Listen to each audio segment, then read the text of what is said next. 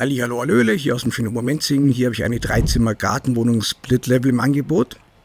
Zentrumsnah, aber doch ländlich gelegen, schön ruhig.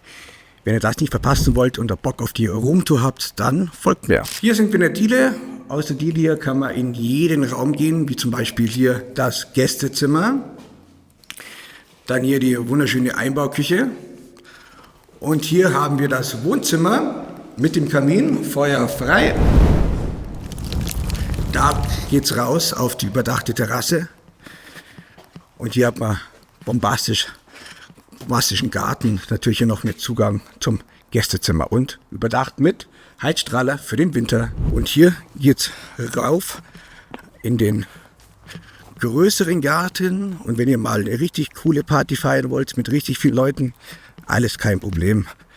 Wir haben hier noch einen Gemeinschaftsgarten, da könnt ihr richtig die Sau rauslassen. Hier haben wir noch eine Abstellkammer, dann ein Badezimmer, Duschbad, WC innenliegend.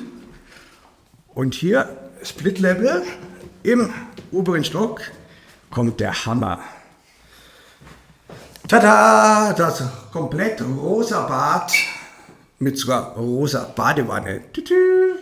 Und hier kommen wir in das schöne Schlafzimmer.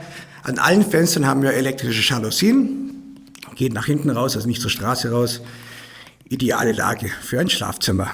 Und was gehört natürlich dazu? Die Sauna im eigenen Hobbyraum. Natürlich auch mit einem extra Nassbereich. Und hier nach einem schweißtreibenden Saunagang noch der Ruhebereich im tollen 90er Jahre Holzoptik.